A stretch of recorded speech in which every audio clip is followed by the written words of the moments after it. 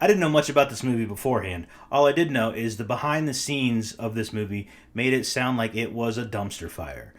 All of this stuff is going on for this movie. So I got to see this. This sounds like it has got to be worth seeing. And turns out it is not. Okay. So I kind of lied. I also knew that this movie was based like in the baby boomer kind of 1950s era. And we're going to have spoilers just about off the top here. So just an alert, if you don't want that, they're coming in about 5 seconds. Heads up on that. Ready? Okay. This movie is set in this nice little town in the 1950s. But right away, you can kind of tell that something is amiss. Something is not quite right with this place. And turns out that the thing that is wrong with this place is, say it with me, toxic masculinity. Yes, no joke. That's the main issue here. That's the twist of this movie. So, surprise. So every year I like watching the Oscar movies, kind of guessing which one's going to get nominated, which one's going to win, that kind of thing. This is the first one this year. Usually they come out around Labor Day through the end of the year. This is the first one I've seen this year. There's also coming up pretty soon. There's a Netflix Marilyn Monroe that should be pretty good, hopefully, and then there's something with like a Song of the Crawdad that also, hopefully both those are good. Hopefully both of them are better than this. Let's call what's a politically correct word for horse shit. It didn't start out that bad. I actually thought it was going to be like a 3 out of 5, and it felt that way for the first, hour and a half. So it's not all terrible, just the vast majority of it. What's good about it? Well, a couple things. Number one, the main actor, Florence Pugh. She's great. I've seen her in a lot of stuff, and even if the movie is awful, she's great in it. I don't know how she does it, but yeah, even in terrible movies, she's great. Much like this one. And to be honest, if she wasn't in this would probably be like a 1 out of 5. She is probably the only redeeming quality of this entire movie. And her acting does a lot of the heavy lifting in the movies. There's some serious moments throughout the entire movie, and it focuses, rightly so, on Florence Pugh. So she does great. And also, pretty good, is one of the Chris's. I don't remember which one. It doesn't matter. But he's good. He does a great job. And then there's also some supporting characters. You got your Olivia Wilde, Harry Styles. They're good. They're fine. Nothing really to write home about, but they're good. I mean, it's fine. And then you've got Nick Kroll is also in this, and he does okay. I think. I've seen too many comedy shows with him. I'm waiting for him to, break out into something funny. Another thing that's really well executed in this is the world building. You've got this little town, middle of the desert, kind of stuck in the hills. Looks kind of like a Palm Springs in the 1950s, and they just did a really great job of making this world with with the cars and the houses and the clothes and everything. All of that was great. Florence plays Alice, and the whole movie revolves around Alice. Alice is married to Jack, and Jack is Harry Styles' character. Jack and all the other men in this town work at this business called Victory, and I think the town is also called Victory. And the guy who runs the business, Victory, and therefore runs the town of Victory, his name is Frank, and he's played by one of the Chris's. So all of the guys in this town will go off to work at Victory, and then the wives will stay home. They'll do your cooking. They'll do the cleaning. They take care of the kids. It's just kind of a cookie cutter, happy 1950s kind of life. But then Alice starts having these visions that don't really fit into this box that they've made, and it seems like everything is maybe not as idyllic as it appears. And she starts telling people, like she tells her husband and she tells her friends and stuff like that, and everybody just says, she's imagining things, that she's hallucinating.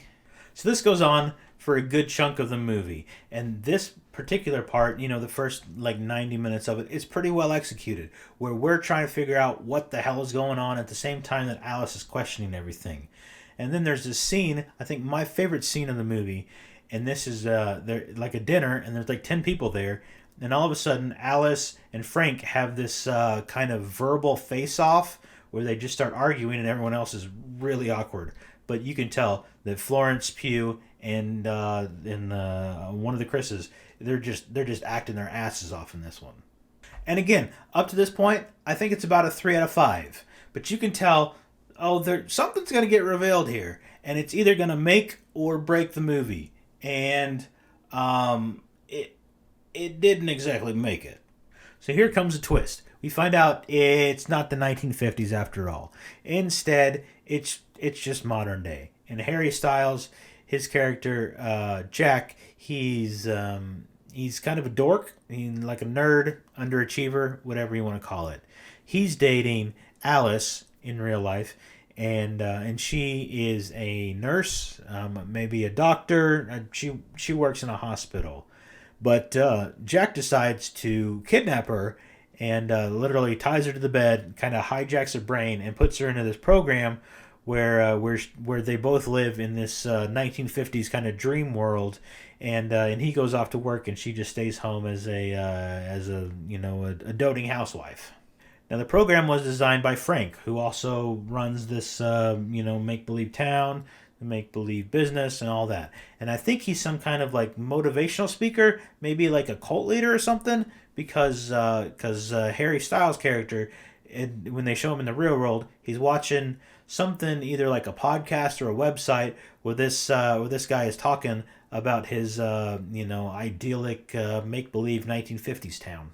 So again, in the real world, Jack is he's kind of a goober, but in here, in like the boomer world, he's like this really cool, clean shaven guy with this really supportive wife. And that's the case with all of the guys in this little business town.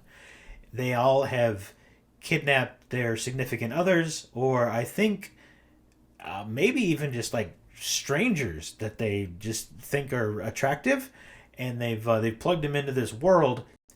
Now most of these women think this is reality. They don't know that they're living in kind of like a virtual world. Some of them do. Now one of those is Alice's friend, played by Olivia Wilde, and she knows this is all fake, and she's totally okay with it. She's all right, believing that she lives in a nice house, no job, just happily raising these kids. There's no women making shitty movies. The good old days. The symbolism in this movie is really on the nose. Like, there's a scene where this woman stabs her husband, and she literally goes, quote, "Stupid man, stab," end quote. It doesn't even make any sense, because like 10 minutes ago she was defending this guy, and now she's going to stab him. I don't know. And then you got this other scene at the end of the movie where Alice is trying to make her getaway, and she's running away for her life, and all of these terrible men, all these terrible guys, they're all trying to get her back, trying to drag her back to this make-believe town. This has all the subtlety of like a sledgehammer to the face. Now I remember about halfway through the movie, before this big twist, I remember thinking, this movie seems a lot like The Village. And it turns out that it actually was quite a bit like The Village. You had this community that seemed like it was kind of in the old times, but it was actually, in the modern times. You had a movie that, is not very good. I think actually The Village was probably better than this movie. And if you're comparing your movie to an M. Night Shyamalan film, not great. Again, not good. I give this one a 2 out of 5. I hope some of these other Oscar movies are better than this one. The bar's pretty low. There was a preview for the Amsterdam movie. And it's just called Amsterdam, not the Amsterdam movie. But Amsterdam looks pretty good. And I may rent the Dance of the Crawdad movie to just get the taste of this one out of my mouth. So what could you watch instead? Avatar just got back into theaters. If you're into that, maybe give that a shot. I think Top Gun is still playing. If you want to watch that. What else could you watch? Paint Dry?